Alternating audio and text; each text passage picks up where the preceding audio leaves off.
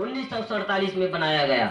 और जितना दिन संविधान का बना हुआ नहीं हुआ है, उतने से ज्यादा इस संविधान को संशोधन कर दिया गया, कानून को संशोधन किया गया। अभी देश को आजाद हुए 1947 से आज तक 75-76 वर्ष हुए हैं, और संविधान का कानून का संशोधन कितने बार हो गए बताओ आपको? 125 बार।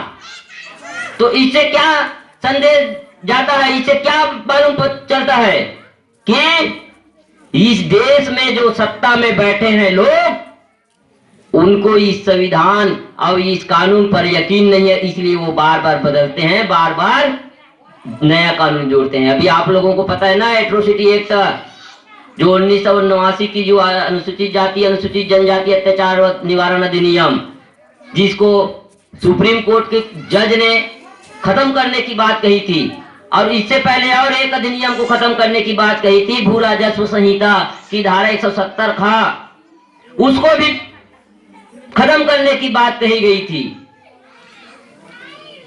ये सब होता क्यों? हमारे जो अधिकार दिए हैं, हक दिए हैं, हकूक दिए हैं हमारे संबंध में, उसके साथ छेड़छाड़, उसके साथ भेदभाव। आज आपको बता, जब आपके भाइयों के साथ अत्याचार होता है, गोड़ क्या कहता है? बैगा के साथ अत्याचार होगा तो गोड़ क्या कहेगा कि हमको क्या लेन देन, भाई वो बैगा है।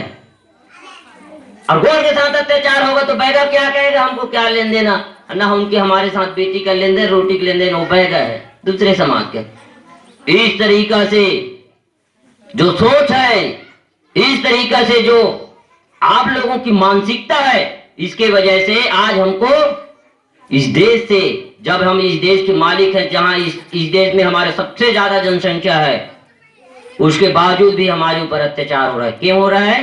क्योंकि हमारी सोच और मानसिकता की वजह से।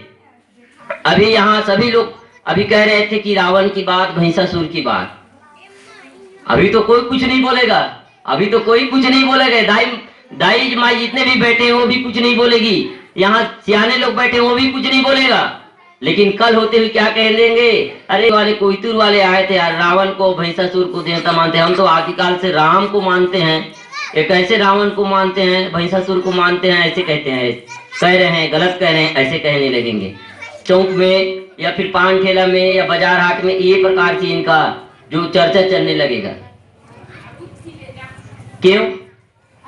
क्यों? आप लोगों को प्रश्न करना है तो सामने में कीजिए। मैं आप लोगों को पूछना चाहता हूं, नवा खाई खाते हो कि नहीं? नवा पानी खाते हो कि नहीं? सभी लोग खाते हो ना? तो आप बताओ, दुर्गा को मानते हो तो दुर्गा के नाम से चढ़ाना चाहिए कि नहीं? पूजाई करते हो, जवारा बोते हो, आप लोग इधर पूजाई जवारा बोते हो कि नहीं? चलता है कि नहीं इधर? तो आप बताओ फिर, पूजाई जवारा में बोकरा देते हो, कुकरा देते हो या भेड़ा देते हो? क्या देते हो भाई राम और दुर्गा के नाम से? क्या देते हो आप लोग? तो कुछ नहीं देते तो फिर कहां से माने आप भाई? उसके ना ठाकुर देव, बूढ़ा देव, दूल्हा देव, नीरा देव, बैरा देव, सबके नाम से देते हो आप। कंकालीन के नाम से, बूढ़ी माई के नाम से, गढ़ माता, गढ़ खैरो, सभी के नाम से देते हैं। और मैं बताऊं महिषासुर को कहां मानते बताऊं? महिषासुर मानते हो कि नहीं? इधर मानते हैं ना, खेत खार में तीसाला, कुकरा या घेटा या बरहा कुछ देते हैं ना, खेत खार में भी मानते हैं और गांव में भी मानते हैं महिषासुर को। अब बताओ, अब महिषासुर को दुर्गा ने राक्षस समझ के उसकी हत्या की। अब बताओ, अब आप किसको मार रहे हो? दुर्गा को मार रहे हो। तो अपने पूर्वज की हत्यारिन को मार रहे हो कि नहीं? अपने पूर्वज की हत्यारिन को मार रहे हो कि नहीं? तो अब बताओ, आप क्या कर रहे हो? गलत कर रहे हो कि सही कर रहे हो? गलत कर रहे हो। आप लोगों को मैं बता देना चाहता हूं, 4 वेद 18 पुराण, 4 वेद 6 शास्त्र 18 पुराण और 365 उपनिषद बना हुआ है हिंदू धर्म ग्रंथ की बात आई तो। लेकिन किसी भी में नहीं लिखा गया है ठाकुर देव, बूढ़ा देव, दूल्हा देव, खेरों की नाम। क्यों नहीं लिखा? क्यों नहीं लिखा गया है? क्योंकि वो लोग ठाकुर देव, बूढ़ा देव, खेरो माता, ये रात माई, कंकालीन को नहीं मानते। और उसी तरीका से हमारे जो दुर्गा की उल्लेख नहीं है। क्यों? क्योंकि हम भी नहीं मानते, इसलिए हम अपने घर में उसके नाम से एक दीप भी नहीं जलाते। आपको इस बात को समझना होगा। मुस्लिम का कुरान क्या कहता है, सिखों का गुरु ग्रंथ क्या कहता है, ईसाइयों का बाइबल क्या कहता है, हिंदुओं का धर्म ग्रंथ क्या कहता है, वेद क्या कहता है। हमारे लोग तुलसी चरित्र राम जो द्वारा रचित रामचरितमानस को पढ़ते हैं और समझ लेते हैं कि हम बहुत बड़े व्याख्याता हैं।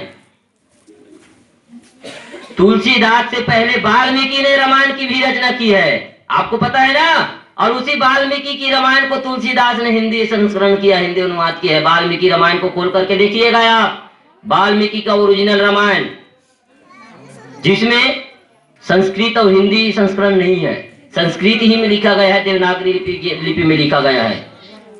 मेरे पास 7 प्रकार की रामायण है। रामायण एक ही प्रकार के नहीं है दादा, आप लोगों को समझना है।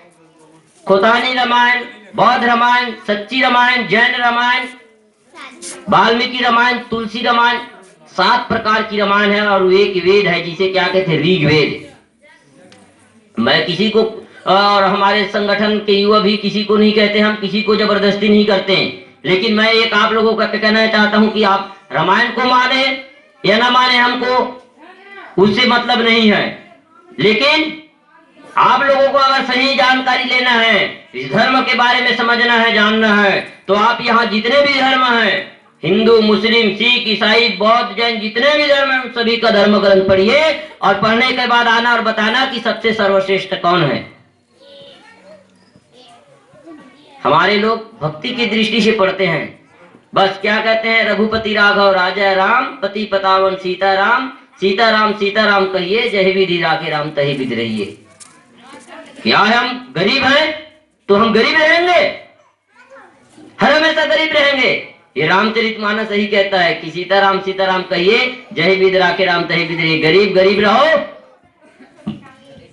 अमीर अमीर रहो, शूद्र शूद्र रहो, छत्री छत्री रहो, वैश्य वैश्य रहो, ब्राह्मण ब्राह्मण रहे। कई लोग मेरे हर समय रावण की बात आती है, रावण की पूजा आप कहाँ करते हो, अब मैं बताता हूँ। गढ़ा पूजा होता है हमारे में, इधर नहीं करते होंगे लेकिन इधर भी करते होंगे, हम बताएंगे आप लोगों को।